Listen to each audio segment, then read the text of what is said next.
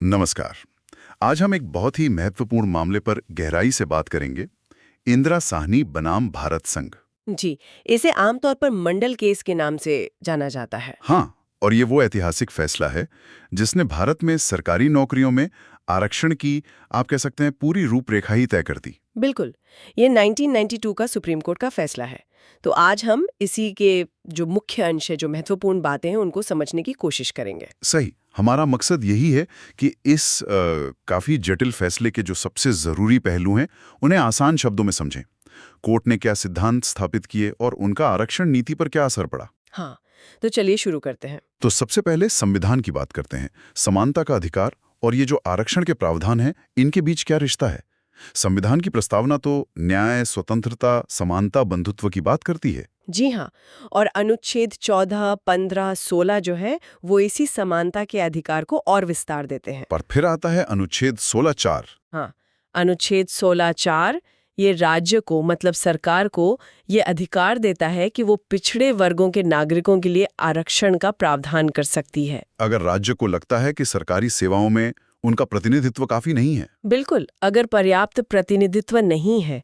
लेकिन यहाँ कोर्ट ने एक बहुत बहुत महत्वपूर्ण व्याख्या दी। क्या थी वो? कोर्ट ने कहा कि ये जो अनुच्छेद 16(4) है, यह अनुच्छेद 16(1) जो अफसर की समानता की बात करता है, उसका अपवाद मतलब एक्सेप्शन नहीं है। अच्छा, अपवाद नहीं है तो फिर क्या है? बल्कि कोर्ट ने कहा कि ये उसी का एक पहलू है, समानता लाने का ही एक तरीका है।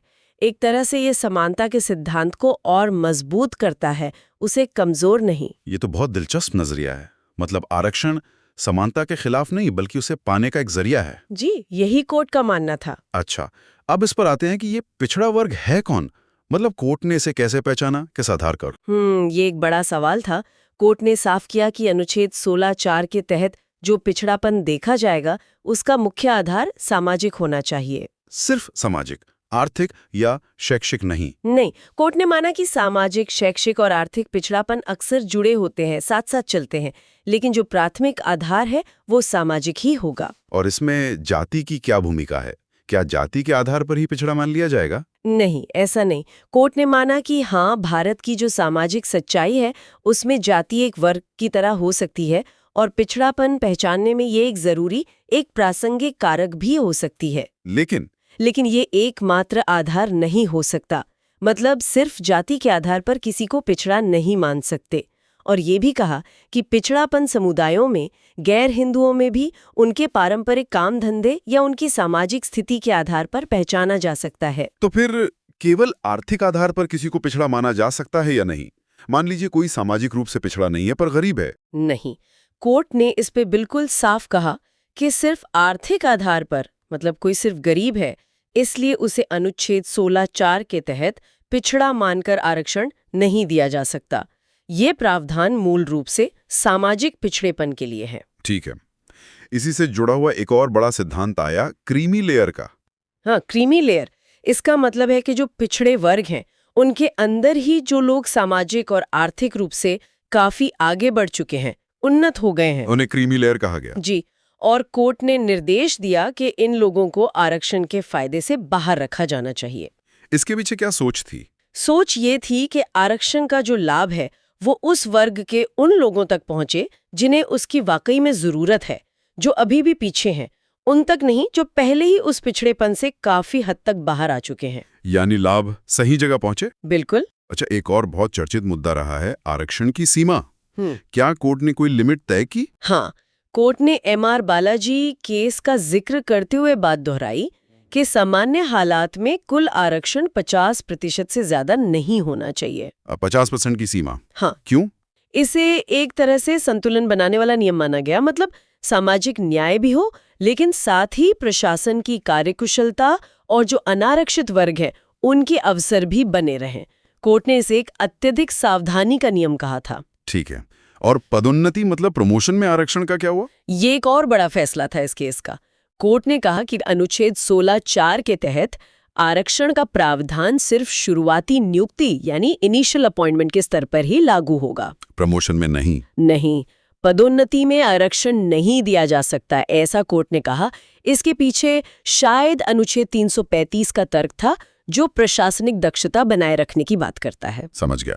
अब आते हैं मंडल आयोग पर और उसके आधार पर जो सरकारी आदेश निकले थे। जी, मंडल आयोग ने अन्य पिछड़ा वर्गों यानी ओबीसीज की पहचान की थी, तो उनकी सिफारिशों के आधार पर जो 27% ओबीसी आरक्षण का सरकारी आदेश था, उसे कोर्ट ने सही माना। उसे संवैधानिक रूप से वैध ठहराया।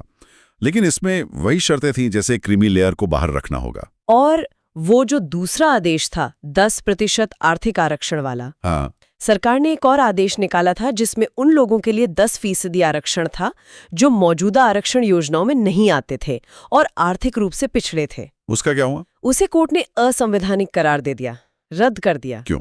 वही कारण जो हमने पहले डिस्कस किया कि अनुच्छेद 16(4) सिर्फ आर्थिक आधार पर आरक्षण की इजाजत नहीं देता। बिल्कुल। और आखिर में कोर्ट ने कोई व्यवस्था भी सुझाई थी शिकायतों वगैरह के लिए? हाँ, कोर्ट ने ये निर्देश दिया कि केंद्र और राज्य सरकारें स्थायी आयोग या ऐसी कोई बॉडी बनाए। किस लिए? उनका काम होगा कि पिछड़े वर्गों की सूची में किसको शामिल करना है, किसको हटाना है, इससे जुड़ी जो भी शिकायतें या अनुरोध आते हैं उनकी जांच करें और सरकार को सलाह दें।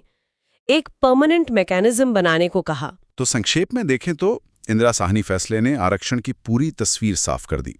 16(4) समानता का हिस्सा है, पिछड़ापन मुख्यतः सामाजिक है, जाति एक फैक्टर हो सकती है पर अकेली नहीं, क्रीमी लेयर बाहर रहेगी, 50% की सीमा सामान्य नियम है, प्रमोशन में आरक्षण नहीं और सिर्फ आर्थिक आधार पर आरक्षण असंवैधानिक है। जी हाँ, बिल्कुल सही सारांश है।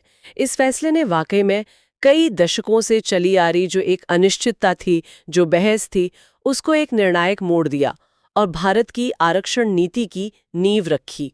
और वो नींव आज भी काफी हद तक कायम है। सही कहा। ये फैसला निस्संदेह एक मील का पत्थर है, लेकिन इसने कुछ ऐसे सवाल भी छोड़े हैं या शायद कहें कि बहस के लिए खुले रखे हैं जिन पर आज भी विचार होता है। जैसे कि सामाजिक न्याय, योग्यता और अवसर की समानता के बीच वो सही संतुलन कैसे बनाया जाए, और शायद ये भी कि आज के बदलते हुए सामाजिक आर्थिक माहौल में पिछड़ेपन की परिभाषा क्या होनी चाहिए, क्या उस पर फिर से सोचने की जरूरत है। ये कुछ ऐसे विचार हैं जिन पर शायद हमें मनन करते रहना होगा। हाँ, ये बहसें जारी हैं और शायद जारी रहेंगी। अगर आपको ये वीडियो पसंद आए तो चैनल को सब्सक्राइब करें, शेयर करें, लाइक करें।